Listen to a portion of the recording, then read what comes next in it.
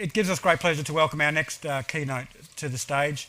Our next keynote's had a long association with arts and culture in this country, not just First Nations art, but of course art and culture across the whole of Australia. In 2015, in April 2015, when he was in opposition, he actually attended the native title determination of Wuthathi country. One of the things he said was one of the great moments of his career, and he ended up filming the Wuthathi dances, I think, in Cairns Airport, which went viral, which was great. You would have seen him maybe on Anthony Albanese's viral video at the Gang of Youths concert a couple of weeks ago. Anthony Albanese got all the attention because he was wearing the Joy Division t-shirt and sculled a beer, but our next speaker was actually there. And he has revealed that he has been a long time supporter of the Gang of Youths. And we had the pleasure to catch up a couple of weeks ago at the National Museum when they launched their Great Southern Land Gallery, and there was a real mood in the room that I think finally, after a number of years, that there's a real big push and momentum towards a real national policy on art and culture. So with all that said, would you please welcome our next speaker, Minister for the Arts, the Honourable Tony Burke, MP.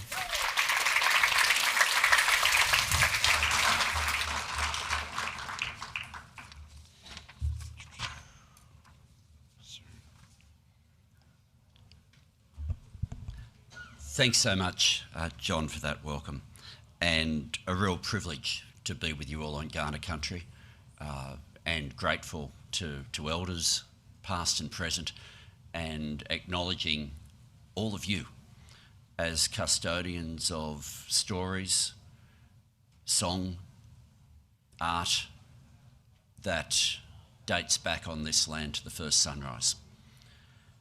My department have helped me prepare a really elegant, beautiful speech that I will provide to the organisers, but I'm not going to deliver. And it really is beautiful. It's a lovely speech. The limitation of it is only that it brings you up to date with where I've been at today, and I want to use the opportunity to largely think out loud and give you a sense of what I'm thinking we might do next. Sorry to whoever put so much work into this, because it really is lovely. If I start with this, because as you know, we're working on cultural policy at the moment, and we're dealing with the 5 pillars of cultural policy, which were in Creative Australia. We've changed the order because First Nations had to be first. So there's First Nations first, a place for every story, the role of the artist, both as creator and as worker, the role of institutions and the architecture of the sector, and finally making sure that we're properly engaging with the audience. But I want to look at all of that in a slightly different lens. Forget all of the pillars for a second. I want cultural policy in Australia to be a response to an invitation. I want, when the government releases its cultural policy, for it to be a response to these words.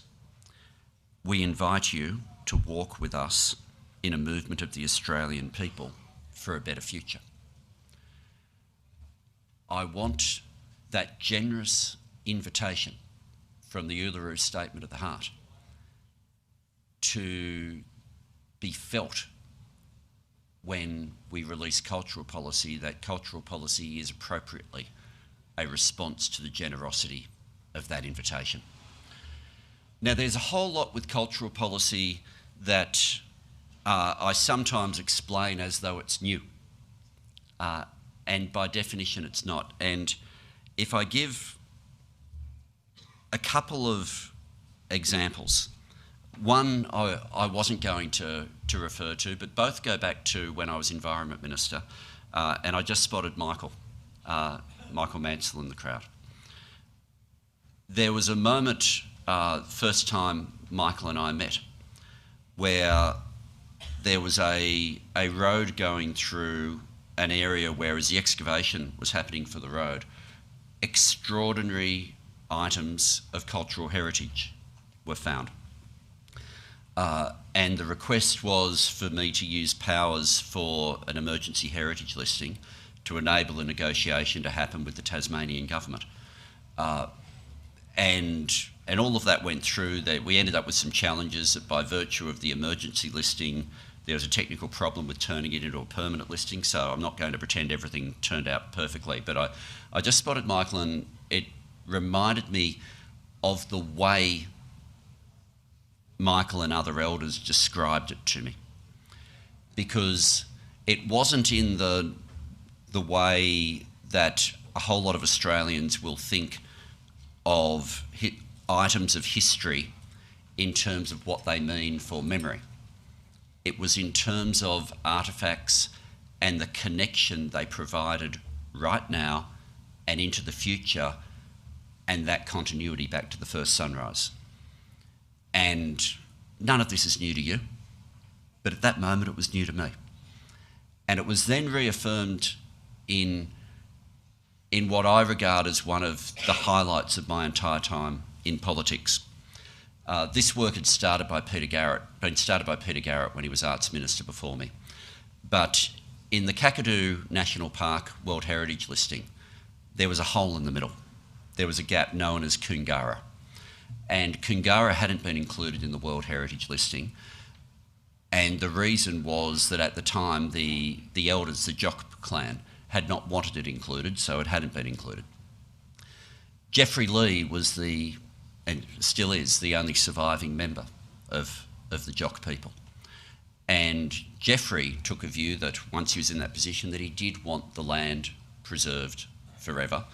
And notwithstanding that there was a French uranium company that was offering him millions and millions and millions of dollars, which, had he accepted the money and spent the whole money on a Western-style museum, he would have received the highest office of the Order of Australia, I expect. But instead said no, he wanted it preserved as it was forever.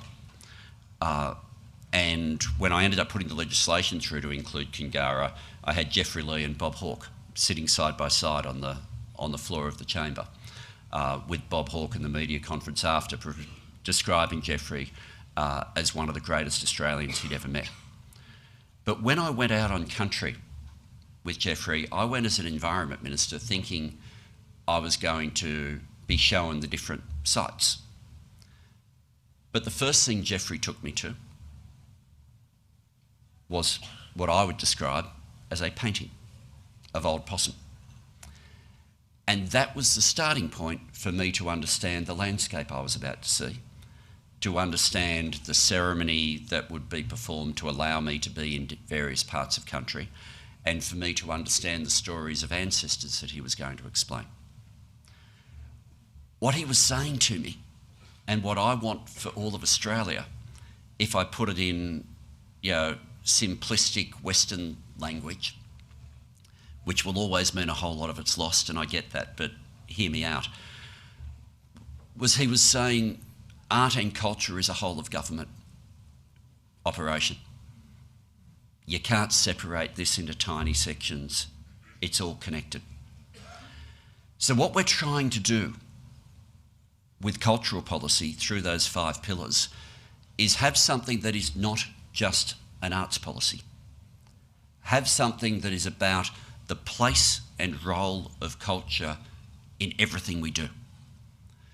If we get that right, it affects how we deliver our health policy, how we deliver our foreign affairs and trade, absolutely how we deliver decisions on environmental protection, or how we deliver our First Nations policies. It affects how we make decisions on veterans' affairs, on exports. It affects everything, it reaches everything. But I often describe this as it's something new. And of course, there's not much new in this concept at all. It's been around since the first sunrise. So when we talk about First Nations First as a pillar of cultural policy, if we get cultural policy right, First Nations First is not simply a pillar or a section, it is the foundation from which everything else is possible. And that's what cultural policy in Australia really should be. As well as a whole of government, it's policy, it's something where you have interaction with each level of government throughout Australia. I'm really pleased that the Northern Territory Cultural Minister, Chancey Peach, is here. David Templeman from WA is here. I was with my counterpart, Andrea Michaels from South Australia last night, and Andrea has organised to bring together arts and cultural ministers from around Australia today, and that'll happen. But in all of that, the sense that Australian government cultural policy needs to learn from First Nations is the way that everything is connected, and we need to make sure that that principle is not something that is confined to the First Nations pillar. It's something where we have to be willing to learn a whole lot that has been on this continent long before my ancestors came fleeing a potato famine in Ireland. I give all that as context as well to also acknowledge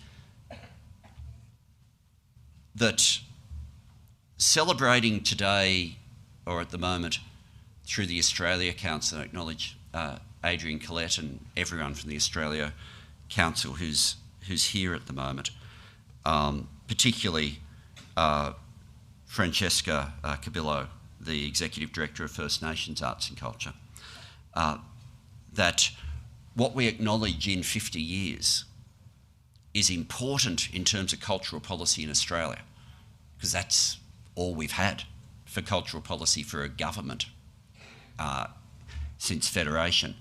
But it's also just a blink of an eye in the context of cultural policy on our continent. And so this is something where I also want to acknowledge as we go through my parliamentary colleague Sarah Hanson-Young, and to make clear that the values of cultural policy and the determination for us to get cultural policy back into Australia is something that I've been passionate about, but Sarah from a different party, but we have worked really cooperatively on for a long time, and I think we're both really hungry for the opportunity that instead of playing defence, we can start to advance again. So let me just work through a couple of concepts that I'm trying to build into cultural policy and the consultation that we're having at the moment. The first is to go against my instincts as a federal minister. The instincts of every federal minister is, what can I do? How can I use the power of government that I've got to force the different things that I would love to happen? I think the announcement from the Premier this morning is another example of, regardless of the conclusion, the process matters. The process of consultation matters, and you can't simply judge the outcome by the conclusion. The instinct of people in my job is to always start with the conclusion. It's what we do, particularly when we've been out of government for a long time. We're hungry to start seeing the outcomes. But I'm trying to work through, how do we design the national system in a way that accepts the starting point of the stories, the cultural practice, including the new forms of cultural practice, the new songlines, the new dance, the new stories, where they appropriately start at a local level. So 3 years ago I had which was a better design than we'd had previously, but 3 years ago I took to an election that we didn't win, a policy for a national Indigenous theatre company. And people were sort of a bit okay with the structure, but very much, and Rachel Maz has said to me many times, you need to make sure that you're not starting with the nation. You need to start with the local and have the national be able to facilitate. And as I've heard some of the different things that we're being asked to facilitate, for example, I want to make it possible that when somebody starts with a work as an artist, that there is a level of cultural control as the reach of the work expands. Now, some of this is more simple issues which are clearly problematic, like the need to take serious legal action against fake art. It's been around for so long as a problem, and legislating, there are points at the edges where the lines aren't as clear, but the fact that there are blurry lines in some points shouldn't stop us from starting the process of making what is clearly unacceptable illegal. And I want us to be able to get moving on that. Similarly, there are areas like continued support for the preservation and indeed expansion of language is something that we can get moving on, and I want to get moving on straight away. I'm very conscious. I live in a part of Sydney which is one of the most multilingual parts of Australia, and I'm terribly conscious that with my Irish heritage, we arrived at a time where Gaelic was unlawful.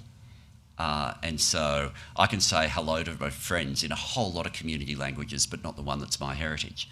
And that's not an exact parallel, and I'm not pretending that it is, to the significance of languages that have a home on this on country here and on the islands around. But I simply give it as an example of the significance of language. So there are things there that we can do and we need to do. But the big challenge is, how do we make sure that the artist retains control as a work expands its reach? And what does that mean?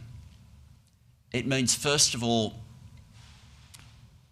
should concessions be forced on the artist, that you say it's a performing arts work, that yes, the words of the work will be yours, but the director might not be First Nations, or the set designer might not be First Nations, or we might have no available lighting designers who are First Nations.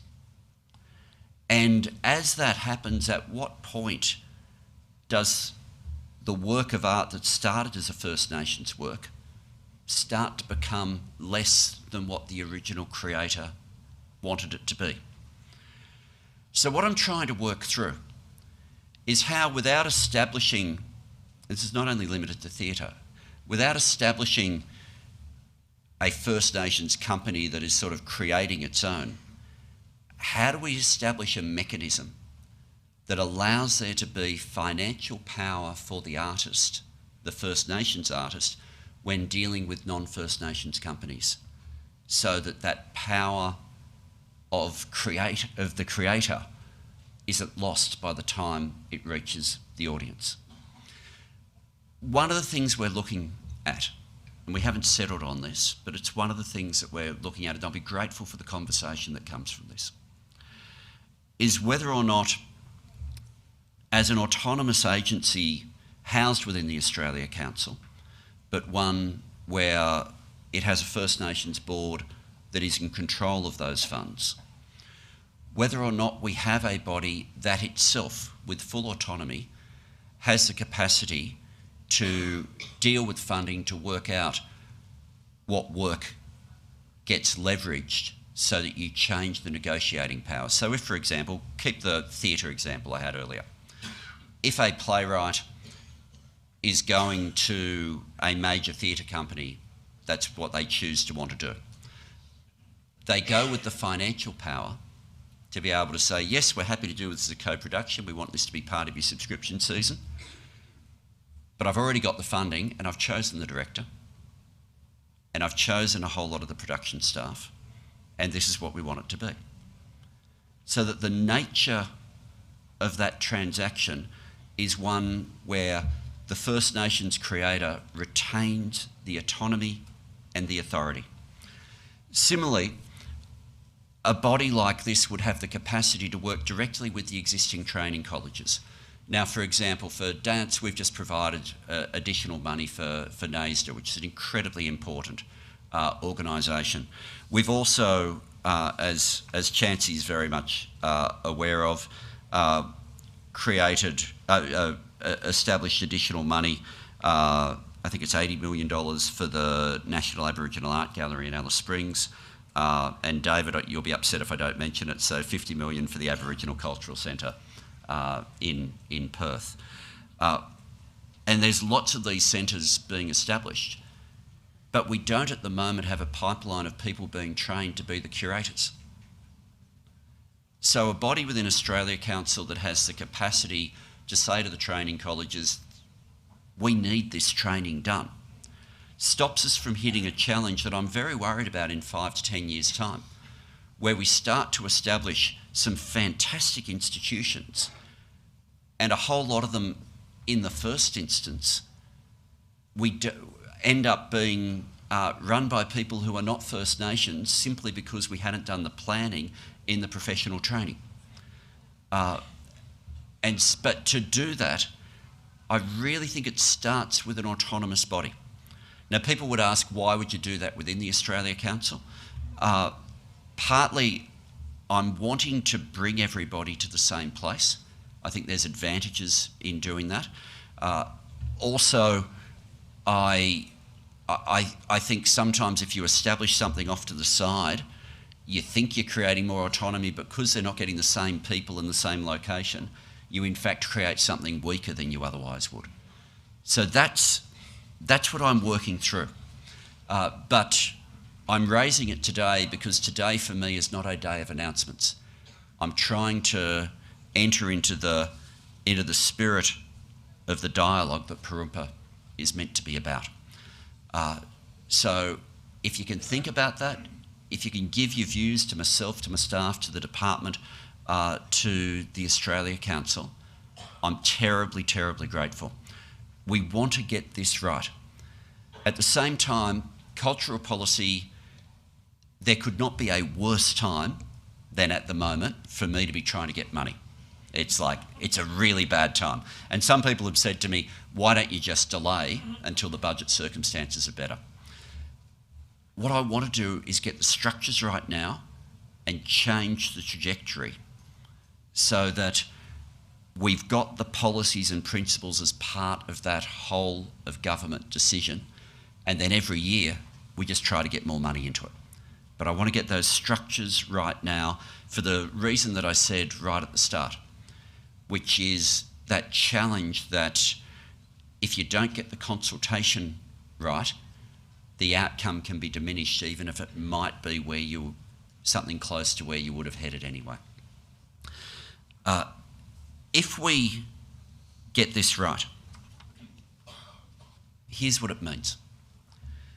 It means the visual artist who was going to produce magnificent work anyway will have greater agency and autonomy over the reach of that work. Will have greater agency and autonomy and professional opportunity to be able to build a lifelong career out of that work. There will be, and there always are, people who will provide an economic argument saying, oh, this is problematic, that's problematic. I remember when Peter Garrett took the resale royalty principle through the cabinet.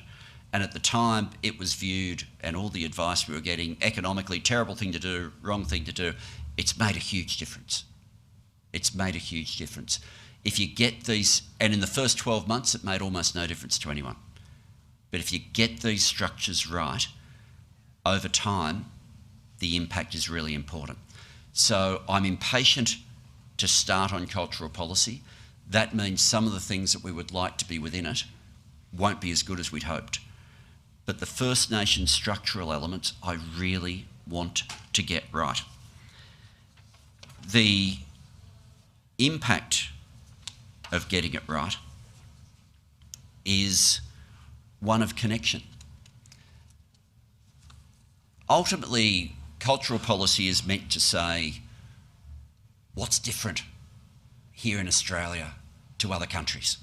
What have we got that others haven't got? How is a work that comes from here a work that could not have come from anywhere else? And of course the starting point's pretty damn obvious. Oldest living culture in the planet. Like everything that is the advantage, the extraordinary gift here in Australia starts with First Nations first. That's where it starts. And so the ambition I've got is pretty bold, because what I want cultural policy to be part of is this, and excuse me for reading the words, I'm not like, I know Tom often recites them by heart, Tom Mayer, but I'll have to read. I want cultural policy to help deliver this. When we have the power over our destiny, our children will flourish. They will walk in two worlds, and their culture will be a gift to their country. Parumpa, as you know, means flourish. If cultural policy delivers what we hope, if we get this right, then it is a significant part of the Government of Australia answering the invitation of the Uluru Statement from the Heart and responding to that extended hand, that incredibly generous hand. I'm always, and I often remind people if I'm the first speaker after a welcome to country, I think most Australians don't think as to what an incredibly generous thing a welcome to country is. There are lots of reasons to say something else. Welcome is a real act of generosity. The government and myself, we want to be part of returning the gesture of generosity and making sure that we shift the place of culture in the importance in which it is seen throughout all of Australia and throughout every part of Australia's government. And in doing so, we start every step knowing that it's First Nations first. There is no other path.